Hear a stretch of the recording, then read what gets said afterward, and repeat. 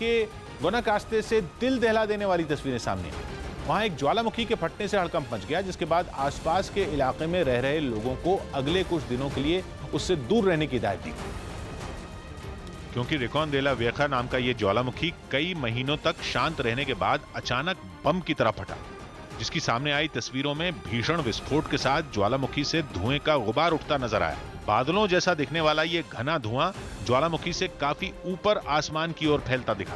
अनुमान लगाया जा रहा है कि इस ज्वालामुखी से निकलता धुआं करीब 2 किलोमीटर की ऊंचाई तक उड़कर गया, जो कई घंटों तक दूर दराज के इलाकों से भी साफ नजर आता रहा। यूपी के बांदा जेल में बंद गैंगस्टर और बाहुबली विधायक मुख्तार अंसारी ने जेल में भेदभाव करने का आरोप लगाया है। वीडियो कॉन्फ्रेंसिंग से हुई पेशी के दौरान मुख्तार अंसारी ने जेल में टीवी लगवाने और फिजियोथेरेपी करवाने की मांग की है। यूपी के टॉप गैंगस्टर मुख्तार अंसारी को जेल में टीवी चाहिए, फिजियोथेरेपी चाहिए। मुख्तार अंसारी ने अदालत से अपील की है कि उसे वो सारी सुविधाएं मिलनी चाहिए जो बाकी कैदियों को मिल रही हैं।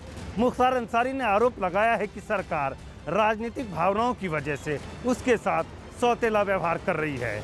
इस मामले की सुनवाई 5 जुलाई को होनी है। गैंगस्टर और बाहुबली विधायक मुख्तार अंसारी ने बाराबंकी में सीजीएम कोर्ट के सामने अपना दर्द बयां किया है।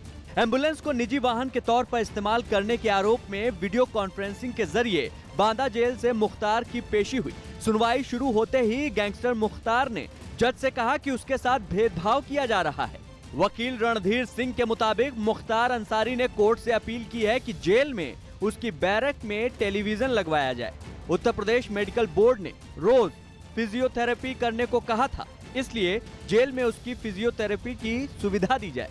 मुख्तार ने आरोप लगाया कि बांदा जेल प्रशासन ने फिजियोथेरेपी की इजाजत नहीं दी है। गैंगस्टर मुख्तार ने कहा कि फिजियोथेरेपी नहीं हुई तो उसकी स्वास्थ्य समस्याएं बढ़ सकती हैं। मेडिकल बोर्ड ने सलाह दी है, उनके स्वास्थ्य के लिए आवश्यक है कि वह उनकी फिजियोथेरेपी रोज की जाए, लेकिन बांदा जेल प्रशासन इस बात को मानने के लिए तैयार नहीं है। गैंगस्टर मुख्तार अंसारी ने अदालत में पेशी के दौरान खुद को लाचार दिखाने की कोशिश की है, जबकि यूपी लाने से ठीक पहले पंजाब में जेल से अदालत तक का सफर वो बाराबंकी की नंबर प्लेट वाली एम्बुलेंस में करता था। ये मामला सामने आने के 2 दिन बाद ही वो एम्बुलेंस पंजाब में हाईवे किनारे लावारिस हालत में मिली थी। बाराबंकी के एक हॉस्पिटल के नाम पर ली गई एम्बुलेंस मुख्तार अंसारी के पास कैसे पहुंची? मुख्तार अंसारी उसका इस्तेमाल निजी वाहन के तौर पर किस तरह से कर रहा था? जब ये मामला कोर्ट में पहुंचा तो मुख्तार के वकील ने इसे लो एविडेंस का मामला यानी कि सबूतों के अभाव का मामला बताया और मुख्तार अंसारी से कहा कि सबूतों के अभाव के बावजूद भी सियासी वजहों से उन्हें बेल नहीं मिल पा रही है। यानी कि एक गंभीर अपराध को मुख्तार अंसारी का ग्रुप एक सियासी मामला बताकर प्रचारित कर रहा है।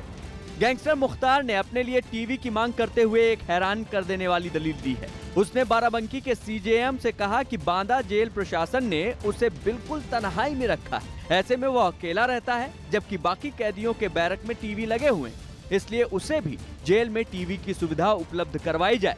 हालांकि मुख्तार अच्छी तरह जानता है कि वो सामान्य कैदी नहीं है, इसलिए उसे बाकी कैदियों से अलग रखा गया है, क्योंकि पुलिस के रजिस्टर में उसके गुनाह बेहद संगीन धाराओं में दर्ज है। जो एम्बुलेंस मुख्तार अंसारी द्वारा निजी प्रयोग में लाई जा रही थी, उसके आधार पे कई सारे लोग जो उस डॉक्यूमेंट्स को तैयार कराने में और एम्बुलेंस को यूज करने में सम्मिलित थे, उनके खिलाफ विधिक कार्रवाई की जा रही है। कई लोगों को गिरफ्तार किया गया है।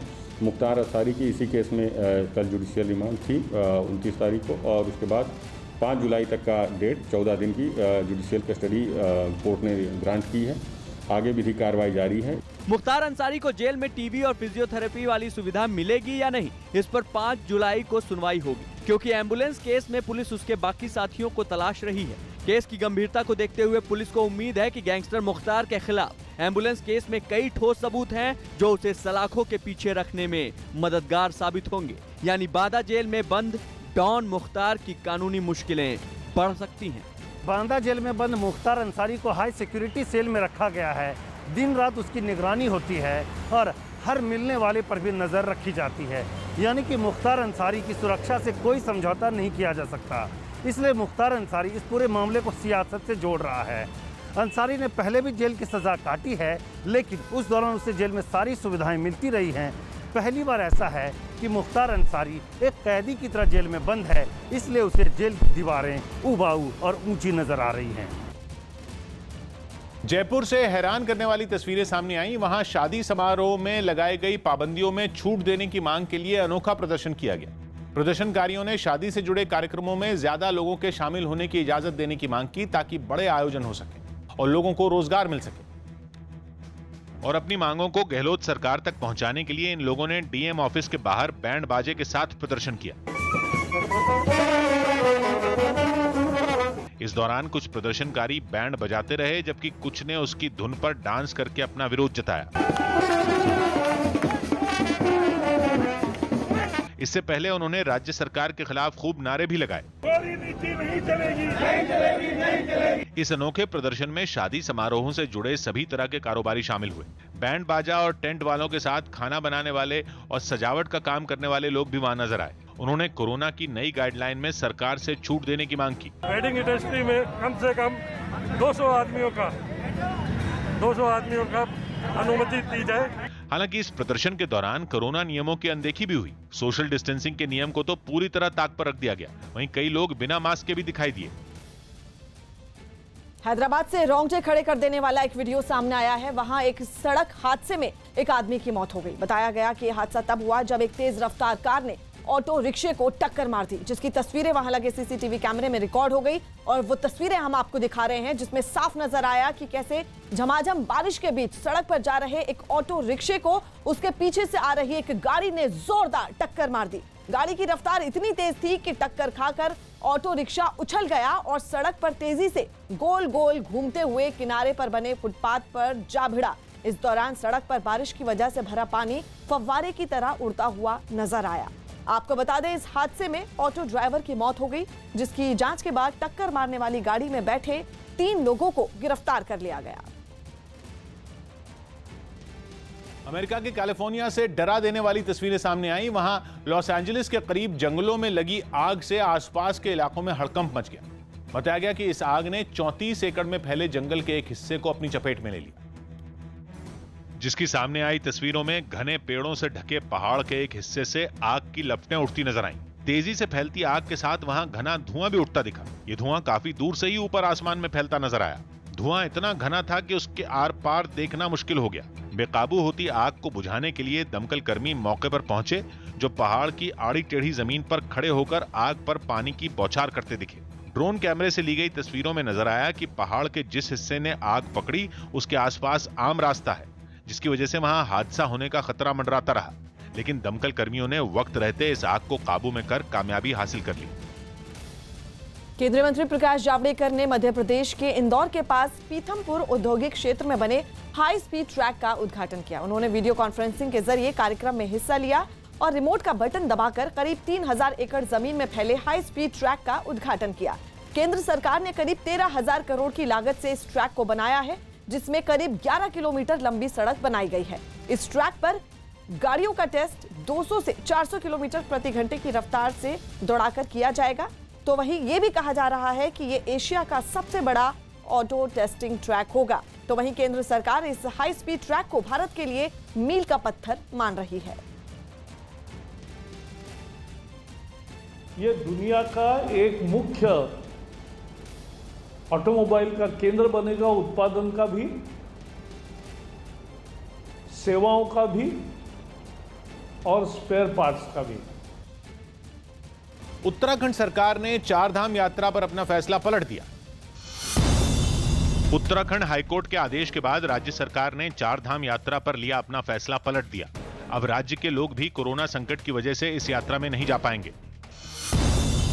इंग्लैंड दौरे पर गए टीम इंडिया के क्रिकेटरों ने सोशल मीडिया पर कुछ तस्वीरें शेयर की। इनमें रोहित शर्मा और अजिंक्य रहाणे समेत दूसरे क्रिकेटर अपने परिवारों के साथ सैर करते नजर आए। खबर है कि संसद के मॉनसून सत्र की 19 जुलाई से शुरुआत हो सकती है, जो 13 अगस्त तक चलेगा।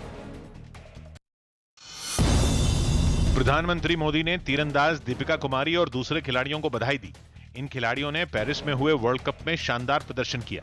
इसी प्रतियोगिता में दीपिका कुमारी ने लगातार 3 गोल्ड अपने नाम किए थे। कोरोना संकट में अर्थव्यवस्था को हुए नुकसान की भरपाई के लिए केंद्र सरकार के राहत पैकेज के ऐलान पर विपक्ष ने निशाना साधा। कांग्रेस ने दावा किया कि महंगाई से जूझ रहे लोगों को इससे कोई फायदा नहीं होगा। आर्थिक राहत पैकेज नहीं बल्कि जनता पे कर्जा थोपो पैकेज है। लेकिन बीजेपी ने इस राहत पैकेज को अर्थव्यवस्था की मजबूती के लिए जरूरी करार दिया। जो अर्थव्यवस्था में लोगों को आशा है कि भारत की अर्थव्यवस्था और मजबूत हो, उसके लिए ये पैकेज अनाउंस किया गया है। बिहार के नालंदा से एक हैरान करने वाला वायरल वीडियो सामने आया है कि वहां एक शादी समारोह में डांस के दौरान जमकर मारपीट हो गई। बताया गया कि पसंदीदा गाना नहीं बजने पर वहां मौजूद कुछ लोग भड़क गए और उन्होंने मारपीट शुरू कर दी। देखते ही देखते कार्यक्रम जंग के मैदान में तब्दील हो गया।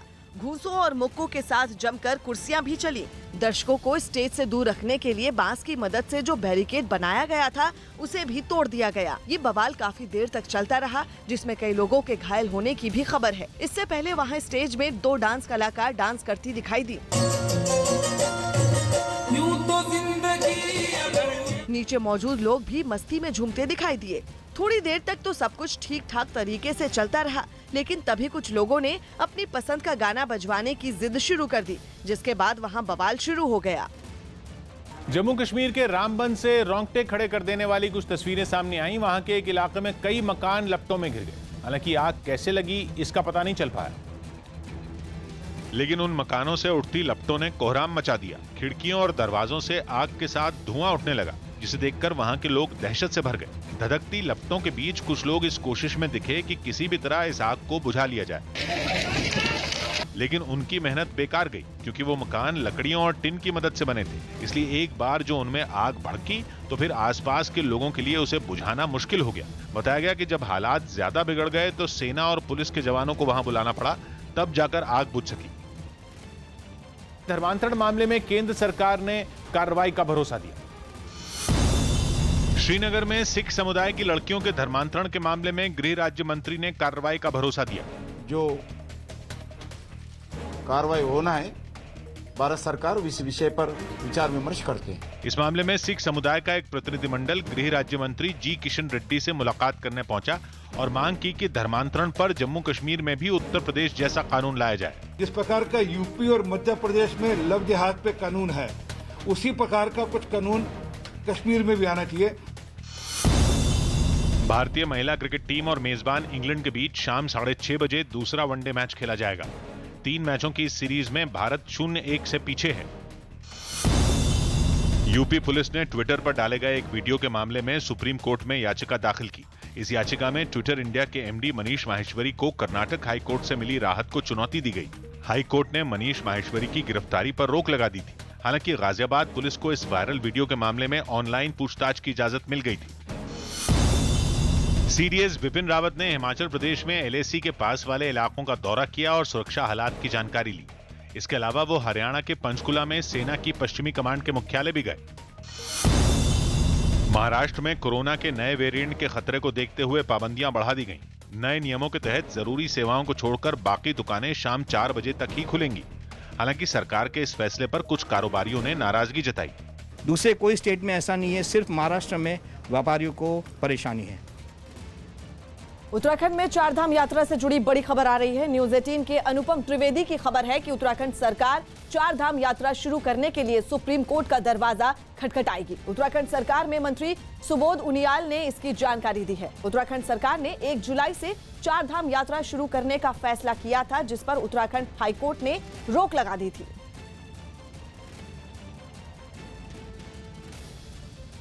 जम्मू कश्मीर से बड़ी खबर आ रही है। न्यूज 18 के पवन शर्मा की खबर है कि राजौरी में एलओसी पर कुछ आतंकियों को देखे जाने के बाद सेना और पुलिस ने सर्च ऑपरेशन शुरू किया है। बताया जा रहा है कि गांव वालों ने एलओसी पर कुछ हथियारबंद लोगों के होने की खबर दी थी, जिसके बाद सेना और पुलिस ने सर्च ऑपरेशन शुरू किया।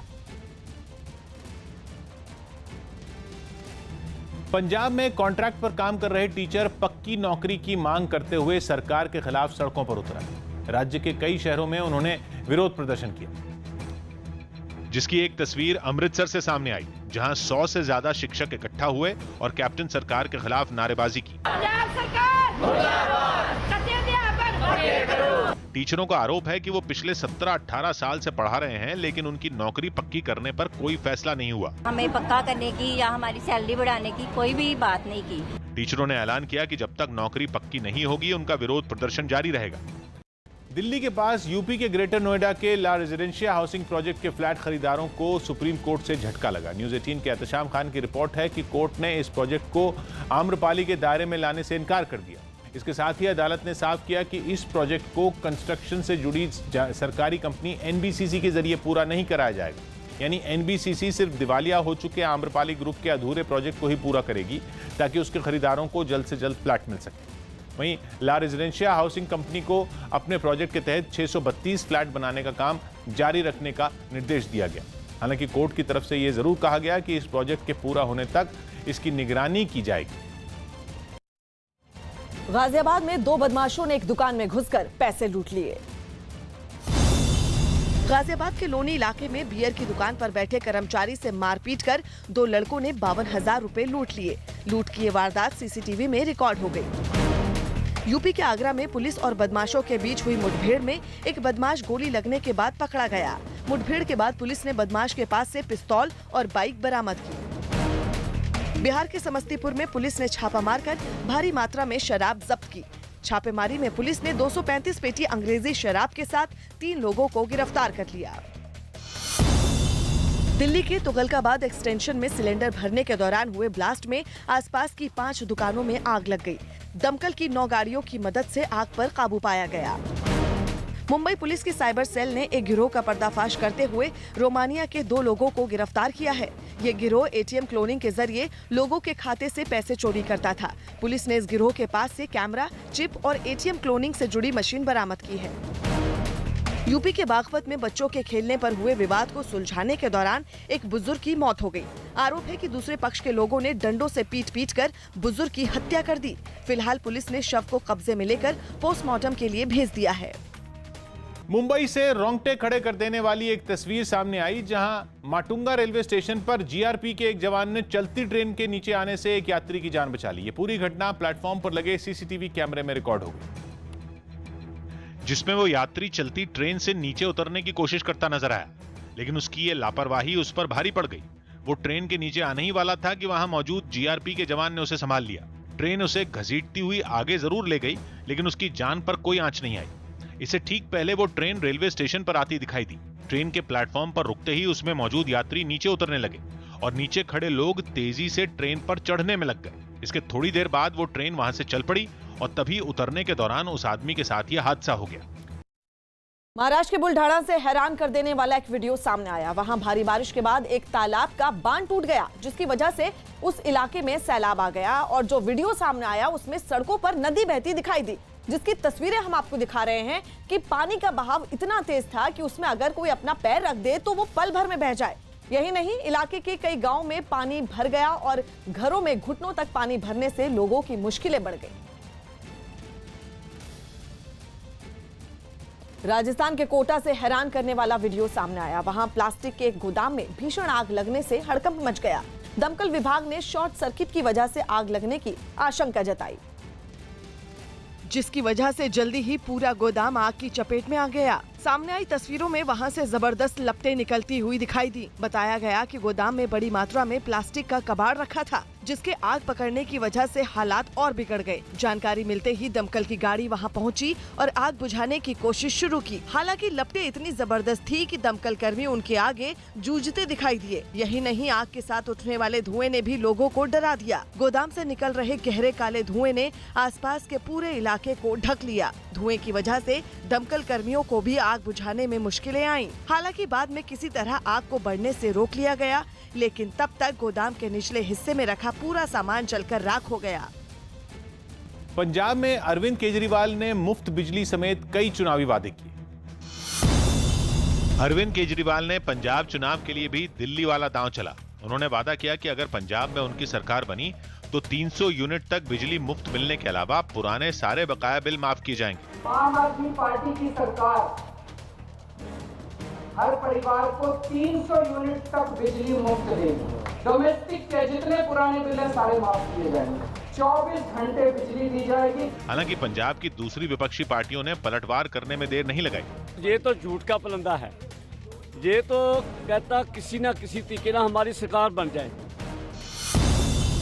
कांग्रेस सांसद शशि थरूर की अगुवाई में आईटी मामलों की संसदीय समिति की एक बैठक हुई। इस बैठक में समिति ने ट्विटर को एक खत भेजा। इस खत में केंद्रीय मंत्री रविशंकर प्रसाद और शशि थरूर का ट्विटर अकाउंट कुछ समय के लिए बंद किए जाने पर ट्विटर से जवाब मांगा गया। मनी लॉन्ड्रिंग के आरोप में घिरे महाराष्ट्र के पूर्व गृह मंत्री अनिल देशमुख ईडी के सामने पेश नहीं हुए। उनके वकील ने ईडी के दफ्तर में जाकर एक चिट्ठी दी जिसमें देशमुख की तरफ से पेशी से छूट की मांग की गई। इसके बाद ईडी ने अनिल देशमुख को पेशी से 1 हफ्ते की मोहलत दे दी। मुंबई के पूर्व पुलिस कमिश्नर परमबीर सिंह के लगाए गए वसूली के आरोपों पर ईडी ने उन्हें पूछताछ के लिए बुलाया था। डॉक्यूमेंट हमारे हाथ में आने के बाद में हम ईडी के सामने हाजिर होकर हमने 7 दिन मांगा। सुप्रीम कोर्ट ने प्रवासी मजदूरों को राहत पहुंचाने के लिए केंद्र सरकार को कुछ आदेश दिए। अदालत ने सरकार को 31 जुलाई तक मजदूरों के लिए नेशनल रजिस्ट्रेशन पोर्टल बनाने को कहा। इस वेबसाइट के बनने से सरकार को प्रवासी मजदूरों की पूरी जानकारी मिल सकेगी। साथ ही मजदूरों को भी आसानी से सरकारी योजनाओं का फायदा मिल सकेगा। सुप्रीम कोर्ट ने यह आदेश इसलिए भी दिया क्योंकि लॉकडाउन के दौरान सबसे ज्यादा मुश्किल मजदूरों को ही उठानी पड़ी, जिन्हें खाने तक के लिए मोहताज होना पड़ा था। दिल्ली पुलिस के साइबर सेल ने ट्विटर के खिलाफ केस दर्ज कर लिया। बच्चों के अधिकारों के लिए काम करने वाली संस्था एनसीपीसीआर की शिकायत पर यह एफआईआर दर्ज हुई। एनसीपीसीआर का आरोप है कि ट्विटर पर बच्चों से जुड़ी अश्लील सामग्री अपलोड की जा रही है। हैदराबाद में तेलंगाना सरकार के खिलाफ प्रदर्शन कर रहे बीजेपी कार्यकर्ताओं की पुलिस के साथ भिड़ंत हो गई। बीजेपी की युवा इकाई भाजयुमो के कार्यकर्ता नौकरी और बेरोजगारी के मुद्दे पर सड़कों पर उतरे और तेलंगाना सरकार के खिलाफ प्रदर्शन शुरू कर दिया। मार्च निकाल रहे ये कार्यकर्ता तेलंगाना लोक सेवा आयोग के दफ्तर का घेराव करने के लिए आगे बढ़ने लगे, लेकिन वहां पहले से ही तैनात पुलिस ने उन्हें रोक लिया। रोके जाने से ये कार्यकर्ता भड़क गए और सड़क पर ही बैठकर धरना देने लगे। इस दौरान पुलिस वालों ने उन्हें हटाने की काफी कोशिश की, लेकिन प्रदर्शनकारी वहाँ से नहीं हटे। बाद में पुलिस ने भी बीजीवाईएम कार्यकर्ताओं पर ताकत का इस्तेमाल करना शुरू कर दिया। कईयों को जबरन उठाकर हटा दिया गया, कुछ को तो हाथ और पैरों से पकड़कर एक ट्रक में लाद दिया गया। पुलिस ने थोड़ी ही देर में ज्यादातर प्रदर्शनकारियों को ट्रक पर चढ़ा दिया और वहां से दूर भेज दिया। कुछ दूसरे प्रदर्शनकारियों को पुलिस की गाड़ी से ले जाया गया। हालांकि पुलिस की सख्ती के बावजूद वहां काफी देर तक प्रदर्शन जारी रहा। दक्षिण अफ्रीका के पूर्व राष्ट्रपति जेकब जुमा को 15 महीने जेल में रहना होगा। दक्षिण अफ्रीका के पूर्व राष्ट्रपति जेकब जुमा को वहां संवैधानिक अदालत ने अवमानना का दोषी पाया और उन्हें 15 महीने कैद की सजा सुनाई। रिलायंस इंडस्ट्रीज लिमिटेड और यूएई की Abu Dhabi national oil company के बीच एक करार हुआ। ये समझौता एनर्जी और पेट्रोकेमिकल सेक्टर के लिए किया गया। अब ये दोनों कंपनियां अबू धाबी के ताजीज में बड़े स्तर पर केमिकल तैयार करने पर काम करेंगी। बिहार के भागलपुर में आसमानी बिजली गिरने से एक आदमी की मौत हो गई।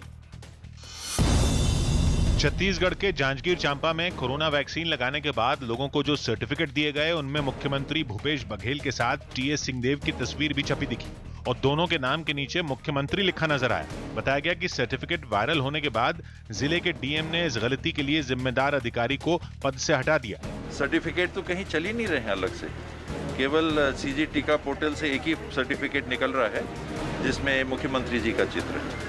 वहीं बीजेपी ने कांग्रेस पर निशाना साधा कि छत्तीसगढ़ में भूपेश बघेल और टीएस सिंहदेव के बीच 2.5 साल के लिए मुख्यमंत्री बनने पर सहमति हुई थी, जिसकी वजह से यह गलती हुई। 2.5 साल चूंकि पूर्ण हो चुका है, इसीलिए संशय के चलते टीकाकरण में टीएस सिंहदेव जी को मुख्यमंत्री बता दिया गया।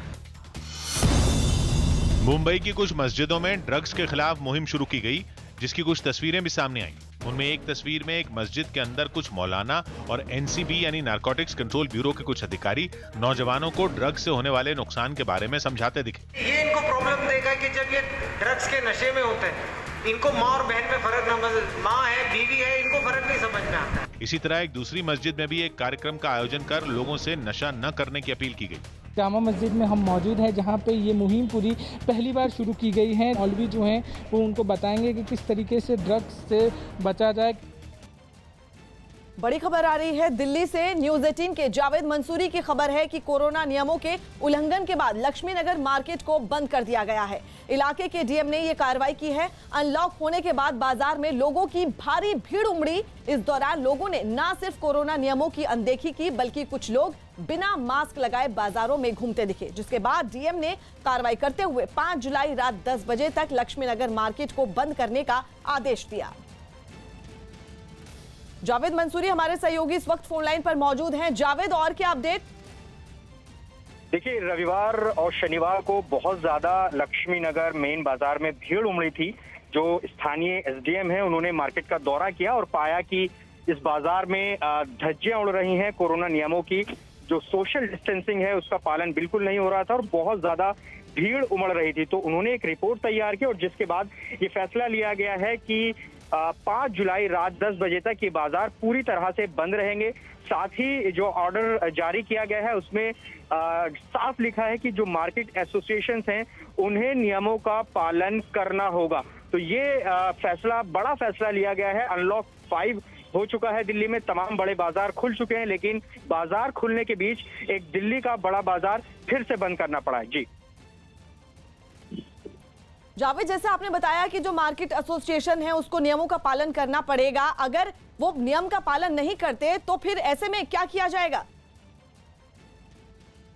देखिए, जो डीडीएम ऑर्डर लगातार जारी किए जाते हैं उसमें स्पष्ट कहा जाता है कि दुकानों के भीतर सोशल डिस्टेंसिंग का पालन कराया जाएगा, जो मास्क है उसको जरूरी किया जाएगा। लेकिन जब यहाँ भीड़ ज्यादा उमड़ी, जो प्रशासन है उसने दौरा किया और पाया कि इन बाजारों में नियमों का पालन नहीं किया जा रहा है और उसी के तहत ये कार्रवाई फिलहाल की गई है। लक्ष्मीनगर मेन मार्केट बंद की गई है। इसके अलावा जो इसके आसपास की दुकानें हैं, जगत राम मार्केट है, मंगल बाजार है, यहाँ पर भी ये कार्रवाई की गई है और यहाँ पर भी आदेश लागू रहेगा। 5 जुलाई रात 10 बजे तक ये बाजार पूरी तरह से बंद रहेंगे। अब निश्चित तौर पर जिस तरह से बाजार बंद किए गए हैं, मार्केट एसोसिएशन का पक्ष आना अभी बाकी है, वो इस पर क्या रिएक्ट करते हैं, क्योंकि कोई भी इस फैसले को मार्केट एसोसिएशन स्वीकार नहीं करेंगे, क्योंकि दिल्ली के दूसरे बाजार अभी खुले हुए हैं लेकिन उनका पक्ष आना बाकी है और लगातार उनकी तरफ से कहा जा रहा है कि प्रशासन की भी जिम्मेदारी बनती है कि वो नियमों का पालन कराए। जी शुक्रिया जावेद। दिल्ली के पास गाजियाबाद से बड़ी खबर आ रही है। गाजियाबाद पुलिस ने लोनी में एक कपड़ा कारोबारी, उनकी पत्नी और 2 बेटों की हत्या की गुत्थी को सुलझाने का दावा किया है। आपको बता दें, पुलिस के मुताबिक कपड़ा कारोबारी के भतीजे ने ही हत्या की वारदात को अंजाम दिया। पुलिस ने आरोपी के कब्जे से हत्या में इस्तेमाल पिस्तौल भी बरामद कर ली है। घटनाक्रम में हमें जो मुख्य अभियुक्त है उसको गिरफ्तार करते हुए इस घटना का आज अनावरण हम लोगों द्वारा किया गया है।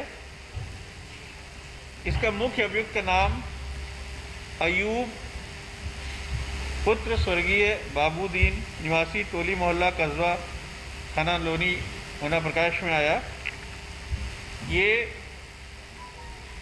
जिन बुजुर्ग की हत्या हुई उनका सगा भतीजा है, पारिवारिक सदस्य है, परिवार में इसका आना जाना रहा।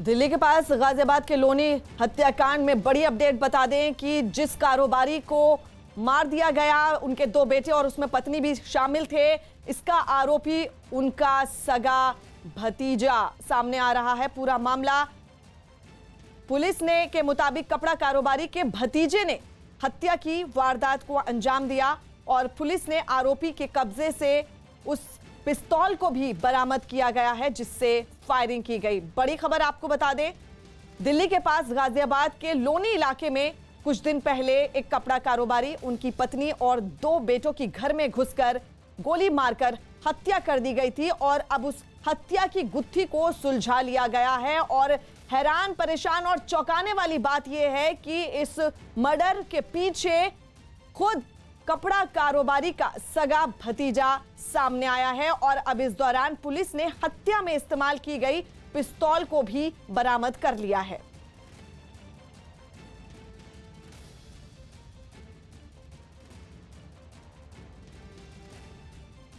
ट्विटर से जुड़ी बड़ी खबर आ रही है। न्यूज 18 के विक्रांत यादव की खबर है कि केंद्रीय मंत्री रविशंकर प्रसाद और कांग्रेस नेता शशि थरूर का अकाउंट लॉक करने के मामले में ट्विटर को नोटिस भेजा गया है। शशि थरूर की अध्यक्षता वाली संसद की आईटी मामलों की स्थायी समिति ने ट्विटर को यह नोटिस भेजा है जिसमें ट्विटर से अकाउंट लॉक करने की वजह पूछी गई है और इस मामले में लिखित जवाब देने के लिए ट्विटर को 48 घंटे का समय दिया गया है। उत्तर प्रदेश के मथुरा से डरा देने वाली तस्वीरें सामने आई। वहां दो पक्षों के बीच हिंसक झड़प हो गई जिसमें कई लोग घायल हो गए। बताया गया कि हंगामे की शुरुआत दो पड़ोसियों के बीच मामूली विवाद से हुई, जो इतनी बढ़ गई कि वो एक दूसरे की जान के दुश्मन बन बैठे। इस मुद्दे पर गांव के लोग भी बढ़ गए और फिर दोनों पक्षों में डंडों से हमले होने लगे। वो सड़क पर लड़ते लड़ते पास के एक खेत में भी उतर गए। वहीं एक घर की बाउंड्री के पीछे से दो आदमी मारपीट कर रहे लोगों पर पत्थर बरसाते नजर आए। कुछ महिलाएं भी वहां दिखी, लेकिन वो इस लड़ाई को खत्म कराने में जुटी रहीं। किसी तरह एक पक्ष के कुछ लोगों को पकड़कर एक दूसरे मकान में ले जाया गया, तब जाकर हंगामा शांत हुआ। इस मारपीट का वीडियो बाद में सोशल मीडिया पर वायरल हो गया। उत्तर प्रदेश के सहारनपुर से चौंकाने वाला एक वीडियो सामने आया। वहां सड़क बनवाने के विवाद में दो गुटों के बीच खूनी झड़प हो गई। बताया गया कि सड़क बनवाने के मुद्दे पर इलाके के पूर्व पार्षद और मौजूदा पार्षद के गुट आमने सामने आ गए और दोनों के बीच जोरदार झड़प हो गई। इस दौरान वहां जमकर लाठियां चली। सामने आई तस्वीरों में कुछ लोग सड़क पर एक दूसरे से जूझते नजर आए। ऐसा लगा जैसे वहां जंग छिड़ गई हो। दोनों तरफ के लोग एक दूसरे को जमकर पीटते दिखाई दिए। जिसको जो मिला उसी पर हमला कर दिया। इससे पहले वहां एक तरफ के लोग अपने घर के सामने खड़े दिखाई दिए, लेकिन तभी सड़क के दूसरी तरफ से लोग वहां पहुंचे और दूसरी तरफ के लोगों पर धावा बोल दिया। जल्द ही दोनों गुटों के बीच मारपीट शुरू हो गई। खबर है कि इस दौरान तलवार जैसे धारदार हथियारों का भी इस्तेमाल किया गया। इस झड़प में कुछ लोग घायल भी हो गए, जिनमें एक को गहरी चोटें आईं। इटली में G20 देशों के विदेश मंत्रियों के सम्मेलन से महज 24 घंटे पहले बारी शहर में लोग सड़कों पर उतर आए। प्रदर्शनकारियों ने आरोप लगाया कि G20 जैसे मंच सिर्फ नाम के लिए हैं, जिनका आम लोगों से कोई सरोकार नहीं। इसलिए वो हाथों में बड़े बड़े बैनर और झंडे लेकर G20 का विरोध करने निकल पड़े। G20 non è un affare per i popoli। तस्वीरें देखकर ऐसा लगा कि कुछ लोगों के लिए विरोध प्रदर्शन का हिस्सा बनना बेहद जरूरी था, क्योंकि एक महिला अपने पालतू कुत्ते को लेकर ही वहां पहुंच गई।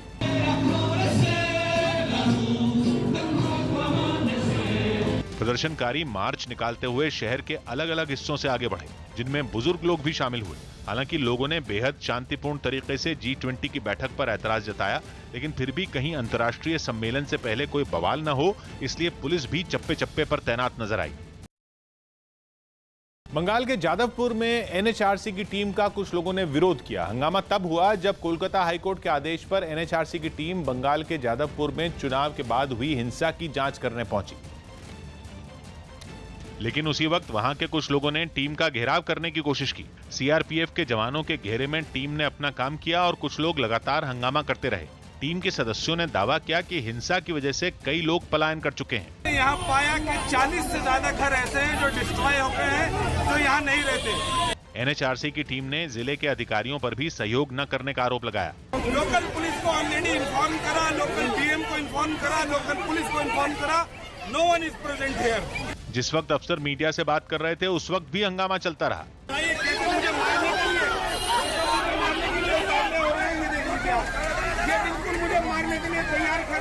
NHRC की ये टीम अपनी रिपोर्ट कोलकाता हाईकोर्ट को देगी।